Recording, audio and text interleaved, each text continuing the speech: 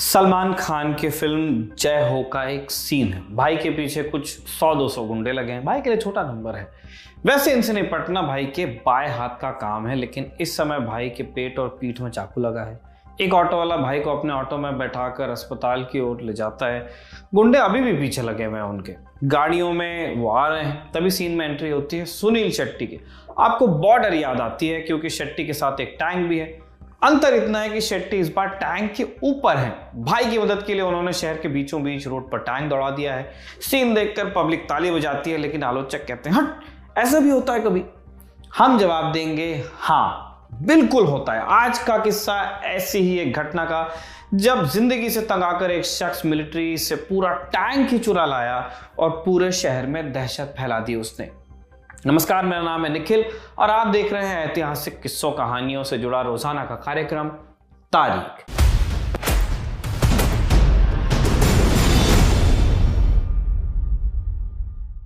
America के दक्षिण पश्चिम में बसा है कैलिफोर्निया राज्य।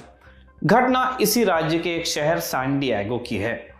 सैन डिएगो सुनकर आपको लग सकता है दूर की बात है, लेकिन इस शहर का आपकी जेब से गहरा नाता है। आपके फोन में लगा प्रोसेसर जो कंपनी बनाती है कॉलकॉम, बहुत सारे फोन्स के प्रोसेसर इससे आते हैं, उसका हेडक्वार्टर इसी शहर में है। बहरहाल नजारा देखिए, गर्मियों की एक शाम, लोग काम से लौट रहे हैं। इस वक्त ट्रैफिक होना सामान्य बात है, लेकिन आज इस ट्रैफिक में खास गाड़ी भी शामिल है, एक tank model number M60A3 105 mm की गन से लैस, जो एक बार में 63 राउंड गोले दाग सकती है। पहले तो लोगों को कौतूहल होता है, लेकिन जल्द ही ये फीलिंग दहशत में बदल जाती है। टैंक अपने रास्ते में आने वाली हर चीज को कुचलता जा रहा है, जिनमें शामिल है कार्स, कंक्रीट और तमाम रुकावटें। थोड़ी देर में भगदड़ मच जाती है, मीडिया पहुंच जाता है, पुलिस पहुंच जाती है, हेलीकॉप्टर मंडराने लगते हैं और पूरा नजारा लोगों के टेलीविजन स्क्रीन पर आ जाता है। पुलिस की गाड़ियां टैंक का पीछा कर रही हैं। हालांकि असली दिक्कत पीछा करने की नहीं है। टैंक अधिकतम 48 किलोमीटर प्रति घंटे की रफ्तार से ही चल सकता है, इसलिए चेस प्रॉब्लम नहीं है।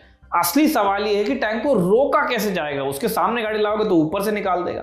पुलिस के पास हथियार थे, लेकिन उनसे टैंक की जो स्किन थी उसको भेदा नहीं जा सकता था। सवाल और भी थे। आर्मी का टैंक शहर के बीचों बीच रोड तक कैसे पहुंच गया और उसको चला कौन रहा था? इन सवालों के जवाब जानने से पहले एक न्यूज हेडलाइन देखिए। AR-15 को लेकर एक शख्स स्कूल में घुसा है और अंधाधुंध गोलियां चलाकर 22 बच्चों की हत्या कर दी। बंदूक का नंबर और मृतकों की संख्या बदल दे तो हर साल अमेरिका में ऐसी सैकड़ों घटनाएं होती हैं। इन्हें अंजाम देने वाले अधिकतर लोग मानसिक रोग या किसी तनाव से ही ग्रसित होते हैं। इन्हें खतरनाक हथियार नहीं बेचे जाने चाहिए, लेकिन अमेरिका में हथियार रखना एक संवैधानिक अधिकार है और साधारण रिवॉल्वर से लेकर सेमी ऑटोमेटिक राइफल जैसे खतरनाक हथियार भी बिना बैकग्राउंड चेक के आसानी से खरीदे और बेचे जाते हैं यूएस में। चूंकि बात मानसिक रोग की हो रही है, कभी कभी मामला और आगे बढ़ जाता है, जैसा 17 मई 1995 की उस शाम को हुआ था। तमाम परेशानियों से घिरा एक शख्स इस कदर मानसिक अवसाद से ग्रस्त हो चुका था कि यह अवसाद विस्फोट में बदल गया। उसने आर्मी से एक टैंक चोरी कर लिया। इस शख्स का नाम था शॉन टिमोथी नेल्सन। नेल्सन की कहानी भी किसी आम शख्स जैसी ही थी। स्कूल से कॉलेज और कॉलेज से फिर फौज में भर्ती। पहली तैनाती जर्मनी में हुई, जहां उसने टैंक चलाने की ट्रेनिंग ली। 1 साल जर्मनी में रहने के बाद वो यूएस लौट आया। कुछ सालों बाद यूएस लौटकर उसने फौज की नौकरी छोड़ दी और प्लम्बिंग का धंधा शुरू किया। प्लम्बर बना। धंधा खूब फल फूल रहा था उसका। उसने शादी की और अपना घर बार भी बसाया। सब कुछ ठीक चलने लगा। फिर एक रोज एक दुर्घटना ने शॉन की जिंदगी को पूरी तरह बदल दिया। एक एक्सीडेंट में शॉन की रीढ़ की हड्डी फ्रैक्चर हो गई। कुछ महीने बाद हड्डी तो जुड़ गई, लेकिन दर्द पूरी तरह गया नहीं। इस दर्द के चक्कर में वो चिड़चिड़ा हो गया और दर्द कम करने के लिए ड्रग्स लेने लगा। यहां से शुरुआत हुई बर्बादी की एक लंबे सिलसिले की। शॉन ने अस्पताल पर लापरवाही बरतने का केस किया, जहां उसका इलाज हुआ था, लेकिन उसे सफलता नहीं मिली। इसी बीच उसकी मां की मौत हुई और ड्रग्स की आदत के चलते उसकी पत्नी भी उसे छोड़ के चली गई। उसकी मानसिक स्थिति बद से बदतर होने लगी और अपनी हरकतों के चलते वो अपने इलाके में एक छोटा मोटा सेलिब्रिटी बन गया, कुख्यात सेलिब्रिटी। पड़ोसियों के अनुसार आधी रात को वो अपने बगीचे में खुदाई करता था और पूछने पर बताता था सोना ढूंढ रहा है। उसने अपने पड़ोसियों से झगड़ा किया, जिसके चलते कई बार पुलिस बुलानी पड़ी। इन सब दिक्कतों के बावजूद एक चीज थी जिसने उसे बचाए रखा था, उसका प्लम्बिंग का धंधा जो ठीक ठाक चलता था। फिर साल 1995 में एक घटना हुई जिसने शॉन को पूरी तरह तोड़कर रख दिया। एक रोज चोर उसके आंगन में घुसे, उसकी वैन और प्लम्बिंग के उसके सारे औजार चुरा कर ले गए। उसका धंधा चौपट हुआ और घर पर कुर्की का नोटिस चिपक गया।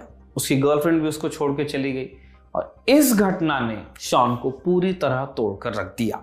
इसके 3 महीने बाद वो घटना हुई जिसका हम जिक्र कर रहे हैं। सैन डिएगो शहर में आर्मी नेशनल गार्ड का एक आर्मरी यानी शस्त्रागार था। आमतौर पर शस्त्रागार के गेट 5 बजे बंद होते थे, लेकिन उस रोज गलती से वो खुला रह गया। ये तो पता नहीं कि शॉन नेल्सन उस रोज वहां किस इरादे से गया था, लेकिन गेट खुला देख वो शस्त्रागार के अंदर घुसा। अंदर टैंक थे। उसने एक क्रोबार की मदद से कई टैंक्स में दाखिल होने की कोशिश की। 3 असफल कोशिशों के बाद वो एक टैंक में दाखिल हो ही गया। यह 57 टन का एक M603 पैटर्न टैंक था। रेफरेंस के लिए आप समझिए कि 1965 के युद्ध में पाकिस्तान ने इन्हीं पैटर्न टैंक्स के पहले वाले अवतार यानी M48 मॉडल का इस्तेमाल किया था। इस युद्ध के बारे में और जानना चाहते हैं तो एक ऑडियो बुक का आप नाम सुनिए, बैटल ऑफ बर्की। इस नाम की ऑडियो बुक मिल जाएगी आपको कुक एफएम ऐप पर। कुक एफएम इंडिया के सबसे बड़ी ऑडियो शो प्लेटफॉर्म्स में से एक है। 15 लाख एक्टिव हिंदी सब्सक्राइबर्स का परिवार है। आप भी जुड़ सकते हैं। हर महीने 4000 घंटे का कंटेंट जो नया जोड़ा जा रहा है उसका आनंद ले सकते हैं। 2023 के हिसाब से हर महीने लोग 45 लाख घंटे कुक एफएम का कंटेंट सुनते हैं। यहां आपको 10,000 से भी ज्यादा ऑडियो बुक्स मिलेंगी। कुक एफएम आपके लिए लाया एक स्पेशल ऑफर भी है।